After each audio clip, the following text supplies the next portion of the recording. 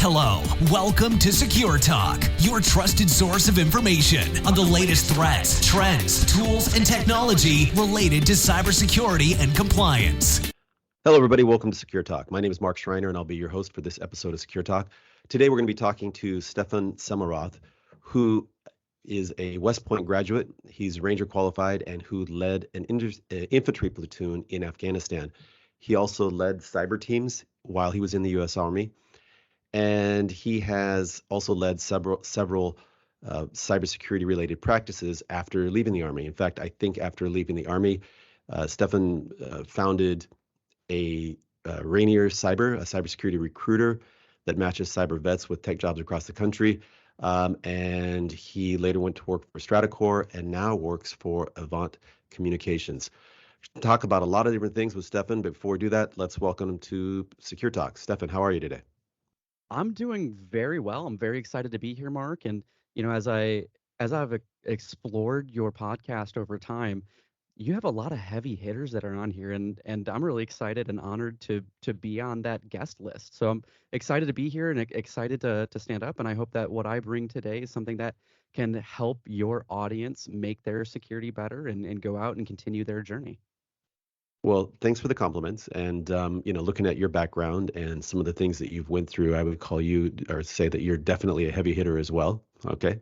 Thank you. I mean, so let's start with your military experience. You were in Afghanistan and you were leading a red team and doing some work to protect or related to cybersecurity for the U.S. Army. Well, yeah. So when I was in Afghanistan, I was at that point still in the infantry. So I was applying cybersecurity on the boots on the sorry, I was applying cybersecurity, but from a boots on the ground perspective. So I was kind of that end client that utilized cybersecurity. And it wasn't until after I got back and went through some injury recovery back here stateside that I threw my hat in the ring. The Army was standing up their new cyber unit at that time. And I said, hey, I did some of this before I was in the Army. Do you think I could continue to do it in the Army? And they said yes. So I was one of the Army's first cyber officers, and I got to go to a couple different continents for incident response at various levels. And it was at a time when cybersecurity, the branch itself for the Army, was still very, very small. It was still very, very new. And anytime that you have that new change, that big growth pattern, I got to have some really cool impacts on the branch and write a lot of the defining doctrine that define how we as practitioners can influence the global security strategy. And a lot of that doctrine actually defines how the U.S. Army, other sister services, and even some of our partners go and defend national strategic assets all over the world. So it's been a lot of fun, a lot of interesting conversations, and a really challenging time to try to take early nascent frameworks that exist out there and apply them at both the strategic, operational, and tactical level, and do so in a way that moves the needle for a wide variety of stakeholders. So it's been a lot of fun and a long journey, and I hope that the work that I did while I was in the Army in the cyber force will continue to be of value for the people that come after me. Well, you started off by saying that you had to adopt some kind of, preventative or some type of security practices while you were in the infantry. And that created an awareness of the importance of those kind of practices. Could you give some examples of things that people who are in the military on the front lines should be aware of, just from a frontline kind of end user point of view? Yeah, absolutely. I think one of the biggest things that the military does right is it focuses oftentimes on resiliency of the organization.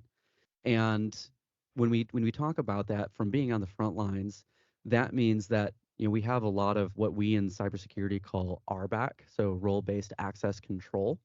And on the front lines, you have that same role-based access control for the drivers in our trucks, for gunners that we might have for our medics, but we also have and really breed leaders for is when things go wrong and you have to have a second person that can stand up and drive that new truck or tank, or that second person that can backfill the medic in a mass casualty scenario. So that's kind of one, philosophical piece that I think the Army does very, very well.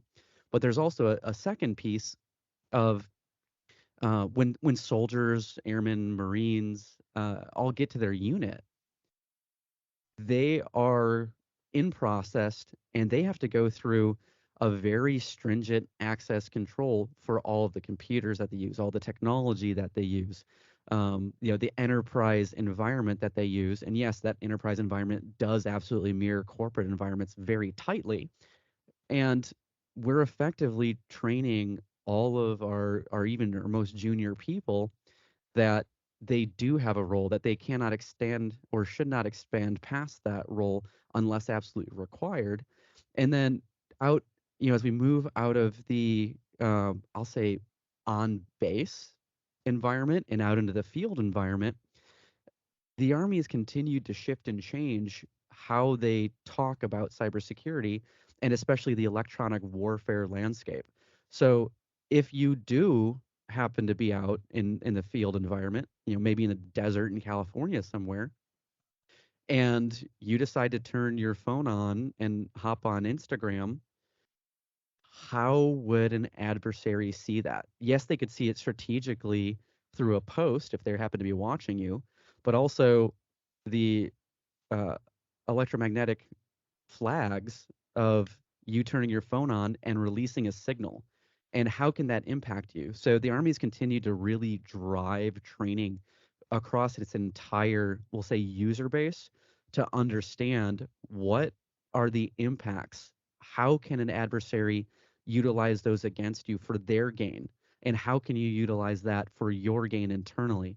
And it's been fun to watch. It's been an interesting maturity process through that of getting especially traditional non-technical commanders to to grasp from the defensive and offensive landscape.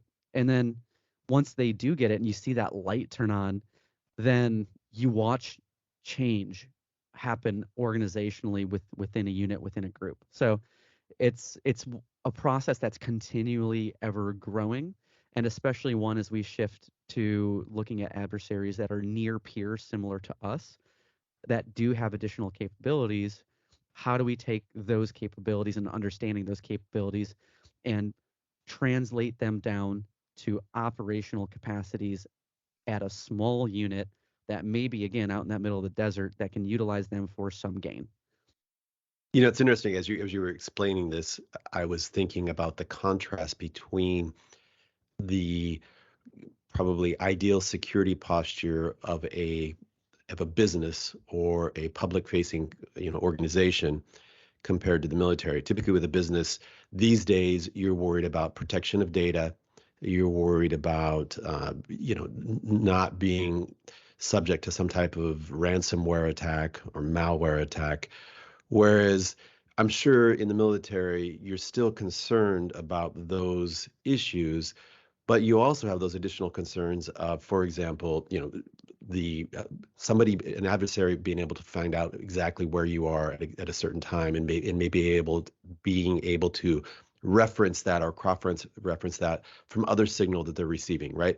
So giving away activity information or location information. And I'm just thinking because when you're in a like again a public facing organization, a typical business, you're coached on security in terms of again preventing a certain type of attack. And then when you talk about people in the military, they're going to be subject to other types of attack. And I'm even thinking that when they're on the job, on base or on, out doing their job, there's certain types of activities that they need to be aware of, and maybe certain safeguards that they need to adopt. At the same time, what about when they're off duty and they're just going off base? Again, there are people out there more on the espionage front that want to figure out, want to get some type of intel, whether it's your credentials, what you're doing, your ID, for any information they can at all. So is that, I mean, because if you look at that, I don't know if that makes sense, but if it Mhm. does, then you can't take best practices from the rest of the world and adopt them to the military always, right? I mean, you have to come up with your own.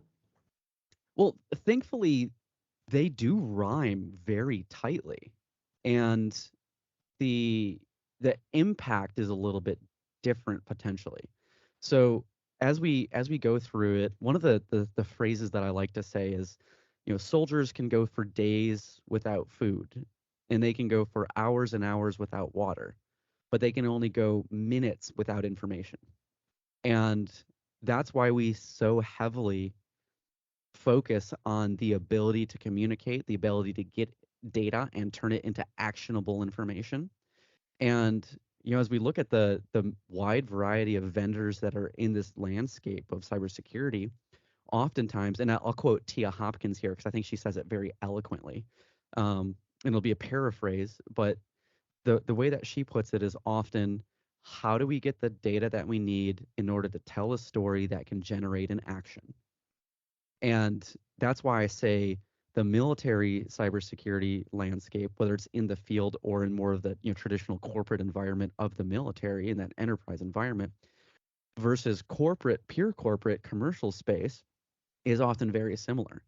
Now, obviously, military has the potential impact of pretty significant loss of life, which you wouldn't really see that except for probably in the healthcare space, or maybe a couple other critical infrastructure spaces, so very small niches. But the fact that they do rhyme so tightly is really interesting. And I think that one point here that's very important to know for especially for your audience is that at any given time, there are probably about 600 or so very highly trained cyber specific practitioners transitioning out of the military at any one given time. And most of corporate doesn't know how to tap into that talent pool. I sold the company, but I built an entire company that was the thesis statement, right? The thesis statement was corporate America doesn't know how to identify and attract highly trained, very intelligent uh, cyber soldiers. And And why go ahead. is that? Because yeah, I'm here in Microsoft, Amazon land, and I know Hmm. that both of those organizations have um, well-developed programs to take, military members who are Hmm. leaving and want a job in private industry to kind of onboard them or facilitate their onboarding. Why is it particularly with cyber, or is it just in general? So I think there's a couple different portions to that. And the first thing I'd like to say is, shout out to Microsoft and Amazon and some of the other companies that do have that very deep attraction, that are going out and recruiting specifically cyber soldiers, because I think they're going to continue to win that battle very much. Now, as we look outside at the rest of the landscape of potential organizations out there, whether it's a company that consumes cybersecurity or a company that takes cybersecurity to market, oftentimes there's a misperception, and I've encountered this personally myself, of, well, and I'll paraphrase here. Stefan, you don't know corporate security, you don't know enterprise security because you were in the Army, and the Army uses special systems. They don't use what we use. Which was kind of my assumption until you explained it very eloquently that the systems and the processes tend to rhyme. But what you're saying is I'm not the only one out there that has this kind of misconception about maybe your skill set isn't applicable to the enterprise world. And I do say that's a misconception, and especially, if we look at the entire military workforce, it's very large. And will an infantryman, like I used to be before I was a cyber soldier, would an infantryman step in one of those roles initially? Probably not. They will need probably more training unless they've got an educational background or a previous experience. But when we look at, say, the signals cores, us and our allies, they live and breathe connectivity all day long. And then when we look at a deeper subset, a more narrow subset of cyber soldiers, that is probably one of the best places you can go to hire SANS qualified, SANS certified individuals that have been operating in Windows and Linux and Mac, that have been trying to go out and build cyber defensive tools, or maybe even potentially offensive tools that we use in our training. But um, like, we're talking people that come to you fresh with CISSP, that come to you fresh with like SANS 500 level certifications, that come to you fresh having more commits to GitHub security repos than potentially some of your own people. And I think that's where the misconception lies, is most people, when they think of the military, they think of a tank rolling through a desert, and they don't necessarily, well, and we look at media, right? Like Saving Right. Private Ryan, there's 3 dudes with a radio in the movie. But it's very much changing, and both us and our allies and our adversaries are continuing to grow that cyber workforce. And if you truly want to, say, defend a cybersecurity that's defend in the cybersecurity landscape, an embassy or a national strategic asset, the ways that you do that, they're probably running some sort of traditional operating system like Windows or Linux. And that means the devices that you use to secure them, the appliances, the frameworks, the tools, the mentality, the open source software, all of that together as a holistic environment means uh, they are very well trained. We were very well trained. And that training is what the Army does well. They're going out to industry, they're learning, and then they're teaching themselves, and they're training the trainer, so that way they can do it potentially even better than industry can. So what advice would you give for companies that are looking to recruit these type of people? Okay. And two, if you're leaving the military, what advice would you give to people in terms of finding your dream job in cyber?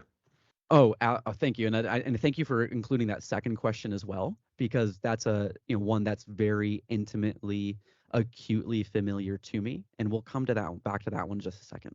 The first piece is for anyone that's out there that really is interested in cyber talent coming out of the military. I'd say take a look at first the Hiring Our Heroes programs if you're a large enough company, and you probably want to be a cybersecurity product or service company. And then if you're a company that consumes cybersecurity, that cybersecurity is not your primary go-to-market strategy, then you probably want to look at what's called the Skill Bridge program. And they're both under the same approval titles through the Department of Defense. Hiring Our Heroes is a little bit larger. It's a little bit a higher barrier to entry, and it's very much cohort based, which is great when you've got a wide net. But when you have a smaller net and you can't support cohorts coming through, 5, 10 people every quarter, and you need something that's a little bit more adaptable, then the Skill Bridge program is absolutely the direction to go. And shout out to Adrian Tilston, a very good friend of mine. He's going to be open sourcing here shortly all of his documentation that he used to get SkillBridge approval. So anybody that's listening to this, and we can hopefully he gets it published before the show notes come out, but we could probably put that in the show notes for anybody to help spin up that program. And then the final piece is physically send a team out to the locations where the military has its cyber locations. So we're talking like Fort Gordon, Georgia, in Augusta. We're talking and up in Maryland in the National Capital Region, San Diego and Colorado Springs.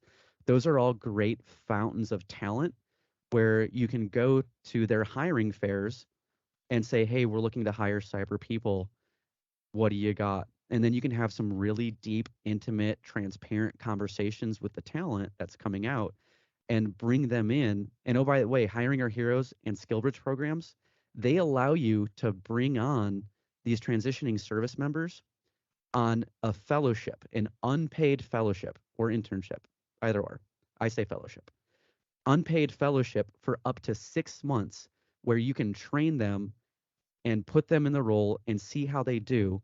And if at the end of that you don't actually have space anymore to hire them, or you can't hire them, you can make introductions to your industry partners all day long.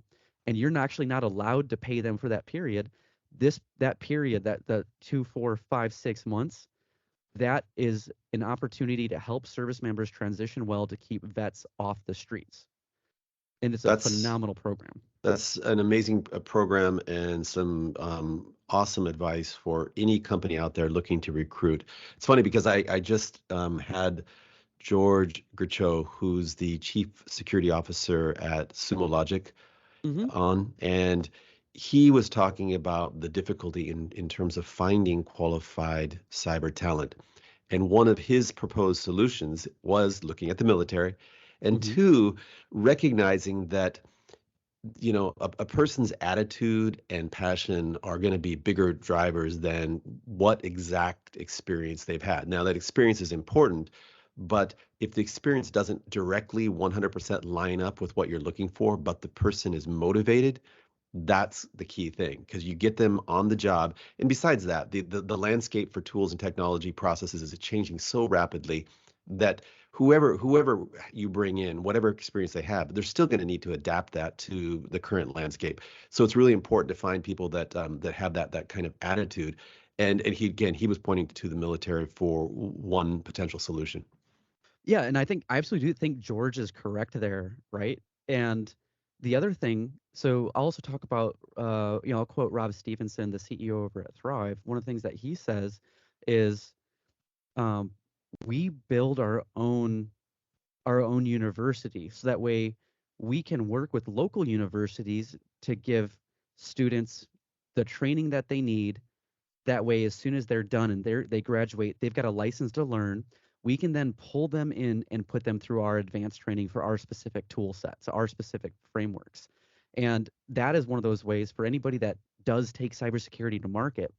I think that building out those training pipelines, working with local universities, working with the military talent as they transition, is a really phenomenal way to stay relevant, because finding, hiring, training, and retaining talent, especially right now in the industry with a great resignation, is truly key to staying alive.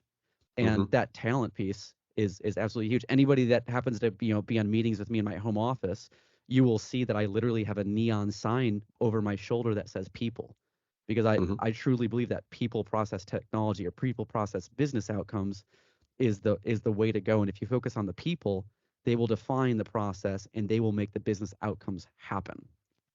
Makes a lot of sense. Now let's go back to that second question in terms of, for anybody who's getting ready to leave the military, what advice would you give? And I'm assuming that you're going to base some of that upon your personal experience. I will. So I will base it on my own personal experience. I will also base it on the skill bridge programs that I led or have developed or have coached partners on developing. Um, and I'll base it on feedback from people that have gone through those problems or those programs. And usually one of the things, I'm going to go straight to the target here for the audience. When you transition out of the military, the most difficult part of that transition is the change in identity, because often, and this usually happens at about the 5 or 6 year mark of being in, often your own personal identity begins to get wrapped up in both the uniform and the mission. And when you suddenly aren't wearing the uniform anymore, that's an outward declaration that you might not be tied to a mission. And I often see people waver in their own identity throughout the transition because of the identity shift. And so, first off, for anybody listening, tackle that. Really get to know yourself and start extracting your identity from the uniform and the mission.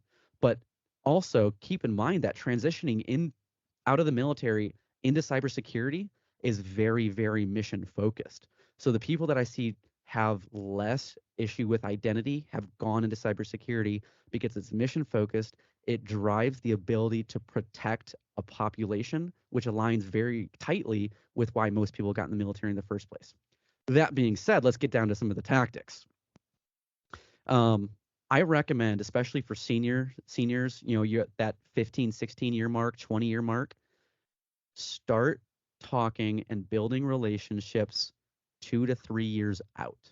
2 to 3 years out, because you are probably very well known inside of a very small niche within your branch or your command. And you are an unknown outside of the military. And so by going out and building relationships and making friends and giving back to the community and maybe publishing some articles and spending time becoming a known, you will accelerate your transition and your landing in a much more beautiful, fulfilling way. And then really getting to understand the sales impact and not being afraid of sales. Many people inside the military are afraid of sales because they're so focused on delivery and operations, and they don't have exposure to what sales looks like. So usually what I recommend there is reading a book called Selling Above and Below the Line. And I got to tell you, senior and enlisted soldiers and officers are built for sales, because it's about getting to yes and doing so in a consultative way and a manner that builds trust and confidence. Now, but when And you say go ahead. sales, are you talking about selling yourself, or in terms of hey, I'm the right person for this job? I mean, kind of explain that.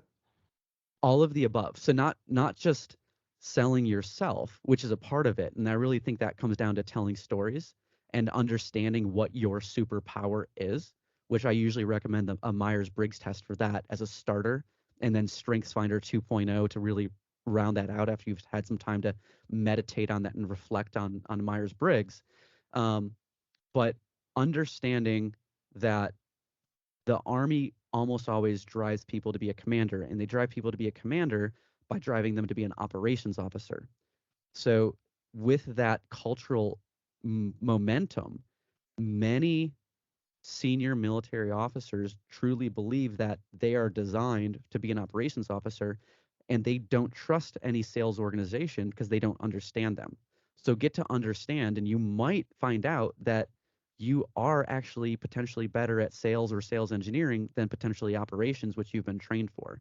And getting back to, Gnothi Seotan, know thyself. Knowing yourself allows you to pick a better road that will allow you, therefore, to then be happier earlier in transition.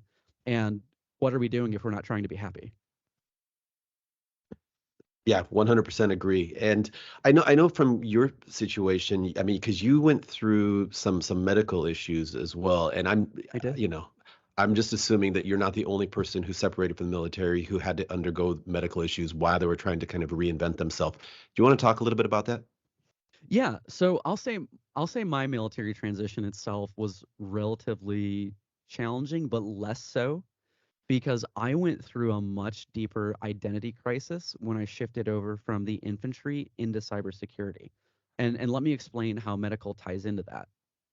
Um, so when I graduated West Point, I picked the infantry because I believe that one of the most challenging roles that you can play in the world today is to be a company commander in combat. That was my goal.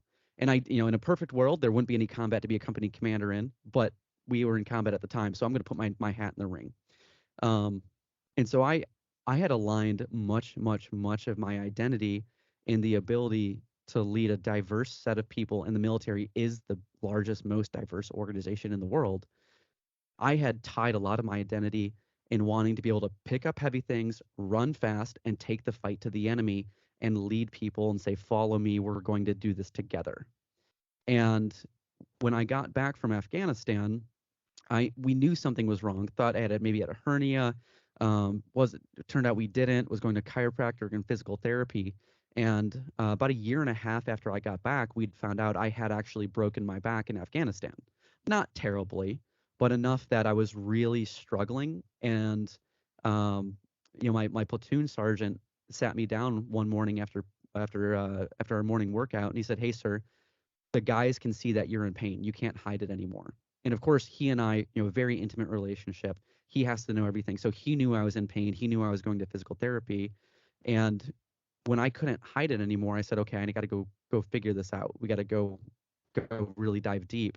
And when we finally got the right X-rays, the right imagery, we found out I'd actually broken it a couple times and just didn't know, just dealt with it. And then, said, okay, well, I don't know if I can continue being in the service, and I certainly don't know if I can continue to be an infantryman. So I chose the surgery route, and I had a fusion. And my surgeon, when he was going through surgery, uh, lots of complications, was in for way longer than I was supposed to be, and he had to fix a lot more than we initially anticipated. And when we woke me up, I say we, the team, when the team woke me up, the surgeon came back in and he said, "Hey, can you feel this?" He was standing at the foot of my bed, and we had a good relationship at that point. And I said, "Okay, come on, stop joking." And he goes, "No, seriously, can you feel this?" And I said, "No." And he said, "Feeling will probably come back. I just don't know when." And so Damn. then I got feeling back and then learned to walk again. And actually, a month and a half ago, I ran the Chicago Triathlon, which I'm very excited about. I finished. That was all I wanted to do, was finish, not really perform. But that resilience in the face of adversity, I think, ties in very strongly into the adversity that cyber practitioners run into on a day-to-day basis. Like if we just look at, say, vulnerability management, you go through and you do a scan and you find all these vulnerabilities, and then trying to go out to the owners of those systems and convince them that change needs to happen it's a challenge by itself. And you throw a breach on top of that, and now cyber practitioners get punched in the face all day long. And being able to get back up and having that ever enthusiastic view of the world while still balancing the idea that there's somebody constantly trying to get me is where I think a lot of practitioners do get a little bit of burnout, because how can we possibly see the world as both good and bad at the same time, and hold both of those, that the yin and yang, internally, without the ability to continue to stand back up. So it's a it's a road that I don't want anybody else to walk, of waking up and not being able to feel your legs. But I would say that if if there was a population that could get back up after that and do so very well, I would say cybersecurity practitioners are probably at the top of that list. Wow, well, that's an amazing story, and hats off to you for going through that, and then being able to pivot into something that that you really care about. I just can't imagine the pain that you had to go through, and these days you see so many people who have that type of pain. They get hooked on the pain meds, and then you were able to go ahead and get surgery, and then to lose feeling. I mean, I just can't imagine. So, kudos to you for going through that. But I'm sure you're not the only one in the military that comes out with different injuries, and it has to reinvent themselves. And so I think that's inspirational for anybody who's listening, who's going through something similar. Let me ask you though. Yeah. You know, at what point did you make a decision? Hey, you know what? It's time for me to leave the military and do something in private industry. Well, there was a new memorandum that came out that said, effectively, that anyone that has an injury or surgery or outcomes similar to mine was going to have to go through a medical review annually. And those reviews can take almost up to a year. And that means that the amount of uncertainty I was going to have to put my family through on a yearly basis was going to be, I felt, abnormally high.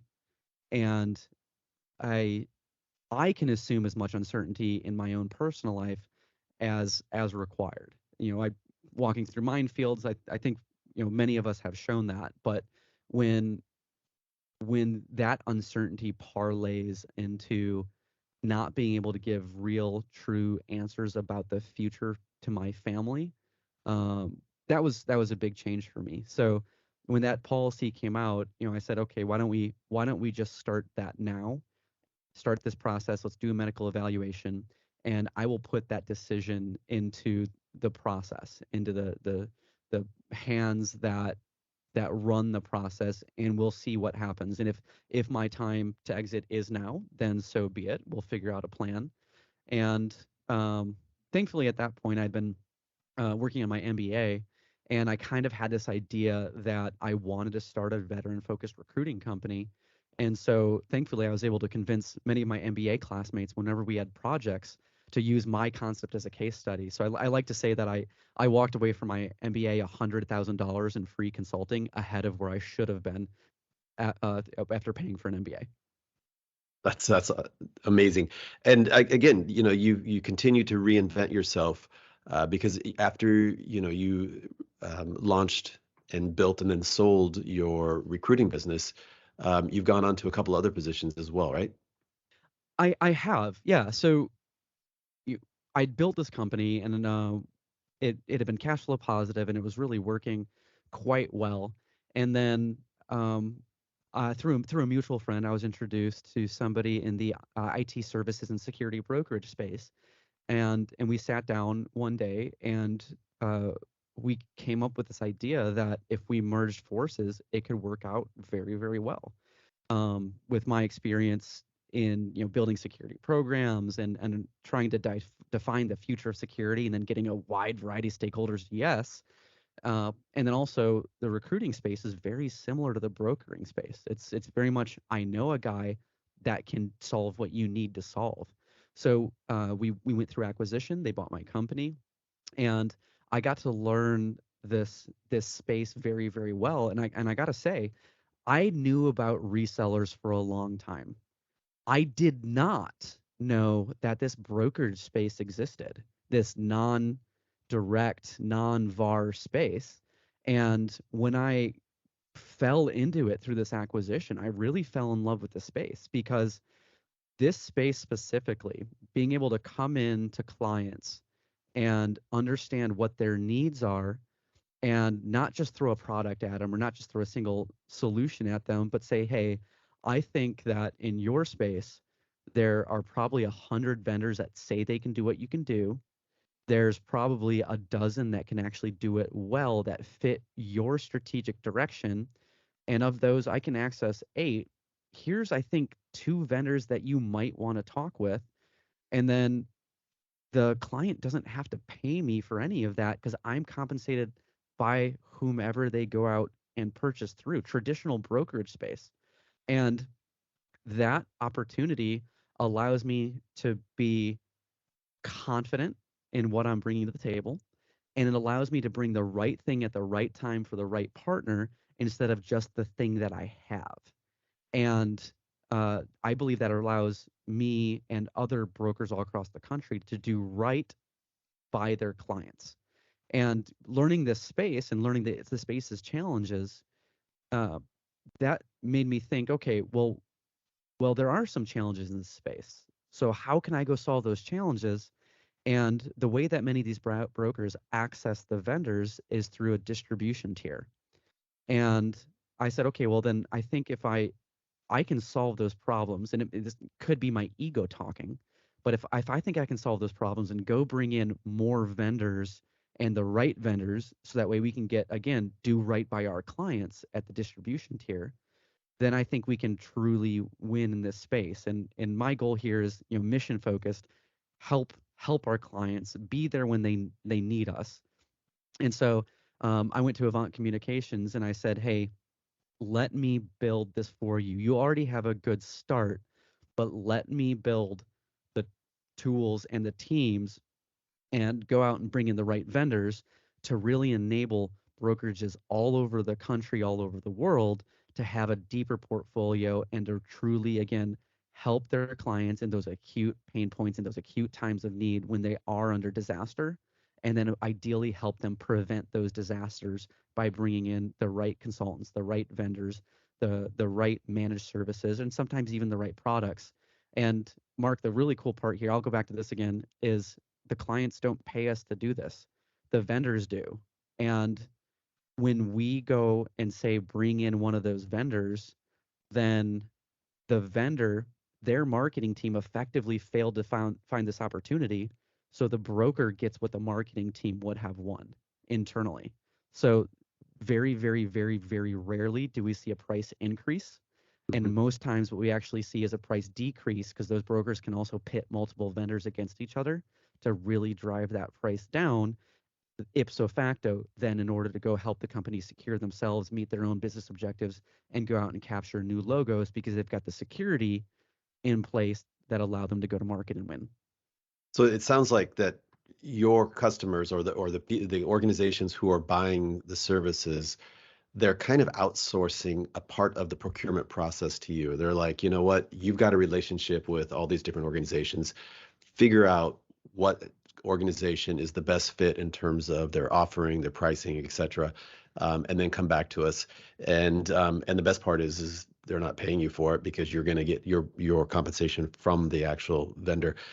Mhm. Let me ask you then, could you maybe walk us through a couple use cases or real life scenarios? Because when we talk about things like vendors and distributors and managed services, it's a lot of jargon. But maybe if you Mhm. could walk us through a specific yet anonymized kind of example of how you've helped an organization with either a specific tool, technology, or service.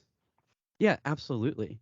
Um, and I will keep it anonymized, both obviously on the client side, because what do we have at this industry other than our reputation and confidentiality?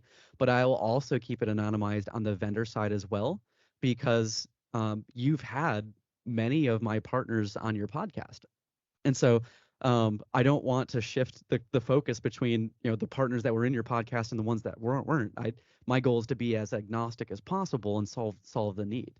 So I'll bring an example of um, literally the call that I had right before this, right before you and I began talking today, and this particular client happens to be very well entrenched in Microsoft Sentinel. So they've purchased E5 licensing. They're an international law firm. They've got multiple separate business units. They've got multiple compliance frameworks that they operate under. Um, they've got multiple domains. They're halfway through their cloud journey. So they've got Active Directory syncing from on-prem to the cloud for a few different regions. They've got development networks that they don't have much visibility into. It's very complex, and they're organizationally they're struggling to get visibility and really assure that their controls are there, get visibility to know that they they have a way forward, that if someone goes through and deploys an unsecured container, that they have an unsecured container, or if there's someone was triaging something and they dropped down permissions, or maybe they disabled EDR on a box, but they forgot as they unwound to turn that back on before they left. Those are all issues that affect their security landscape. So they're going through 3 or 4 different compliance-driven initiatives right now. ISO 27000. They've got SOC 2 that they're working on. They've got some other specific EU compliance frameworks. All these different pieces that are moving one time.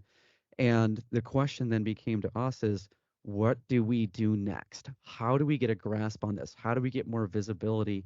And if we're tied so tightly into Sentinel, as we go look out across all of the vendors that are out there, there's some amazing vendors, some managed services vendors, some controls assurance vendors that are on different tech stacks. Can you help us narrow the options down to just, E5, Sentinel, and a few other pieces that we have? And so the answer was yes, absolutely we can. And as I looked at it, there's really 3 to 4 vendors in our portfolio that can do exactly what they need, and only 2 of those vendors have the international presence that they needed. So they came to us through an independent sales consultant, and she brought me in and some of our team to have the discussions at the architecture program layer, and then we kind of do that solutions architecture for the vendor that could come in, and then they'll do NDAs, and they'll take maybe a proof of value. They'll build out a part of their roadmap into this to scale out a deployment, and it's a lot of fun because in the beginning of those calls, 45-minute, hour-long calls, you often start off with kind of closed off body position, and you can see that They have a lot of questions, and by the end of it, you see them leaning forward and smiling and excited about moving ahead, and having a clear vision for the future. And then it's just figuring out which vendor is the right one for them right now. Hmm. It makes a lot of sense, and it's funny as you walked us through that. I've seen every step of that process play out multiple times, especially the part at the beginning, or excuse me, at the end where you talked about the beginning, where the initial conversations, typically people are a little bit standoffish, reserved, and they want to see, are you really there to help, or are you there to sell them your widget? And I think your approach, where you don't have your own widget, you have a portfolio of services to offer, puts you in a great position. Hey, we're running up. I'm surprised. I just looked. We're running up close to an hour here. I kind of want to wrap this up, but then we'll arrange a time to get you back on here and talk about some more things sometime in the future. But Love to. let's just switch tracks completely. Let's look at the world that that we're in right now and today. We've got all this crazy stuff going on with Russia, Ukraine. We've got crazy stuff going on in Iran and the Middle East. And we have some interesting stuff going on in our own country here. So what is your biggest concern for most organizations right now? What should they be looking at? That is a phenomenal question. It's a really good question, and I mean we could talk about IAM and PAM. We could talk about the impact of different cryptos, whether it's cryptocurrency or anything else on the market. But I think those are all kind of shiny objects. And if I were to break it up, truly break it up and figure out what is the most important thing for people to do right now, and I'll be honest here, I think it's the non-sexy stuff. Patch management, doing role-based access control, really leveraging your identity solutions and getting a good governance around your identity, so that way we know who has access to what when, knowing who had access to what when, and then making sure our own attack surface is generally small. If we can do just those things, and then continue to train our users, we are as an industry going to continue to move forward. The problem is most people are trying to keep the lights on and the grass green, which are monumental tasks, which usually means moving ahead and going from reactive to proactive, to the ability to project and be adaptive in the future is really challenging. And that's where we see often the amount of churn in organizations, people churn, is really a challenge that prevents being able to get to adaptive. And that's why I think many organizations right now are choosing to focus on what they do best and bringing in partners.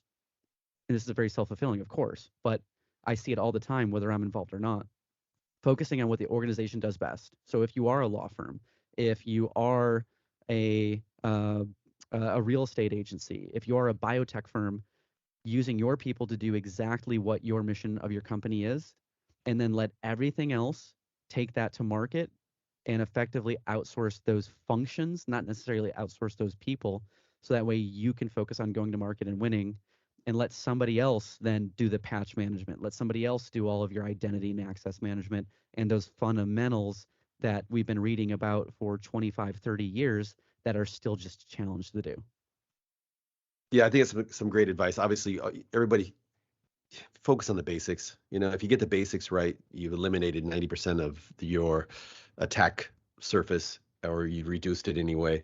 Do some scenario planning, have some great processes in place. I would like to have, and I think that's how we can maybe kind of kick off our follow-up conversation. I'd like to kind of have you walk us through the best practices or whatever heuristic you use to determine when do you insource or hire FTEs for different positions versus outsourcing. And I'm sure that ties into organizational size, the type of role, a variety of factors. But I'm sure that you've got some great guidance in terms of how organizations can do that. But let's save that for the next conversation. I got to say, you've shared a tremendous amount of information with us today. Obviously, you've got a ton of knowledge. So I just want to say thank you so much for coming on the show, and I hope to cross paths with you in person one day soon. Mark, I'm looking forward to it. Both shaking hands, maybe having a beverage together, and I really hope that this conversation moves the needle for your clients or for your audience. And the one thing that I like to say is my superpower is being here to help, and I am here to help.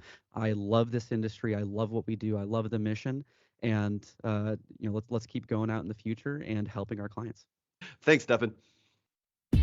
Hello, welcome to Secure Talk, your trusted source of information on the latest threats, trends, tools, and technology related to cybersecurity and compliance.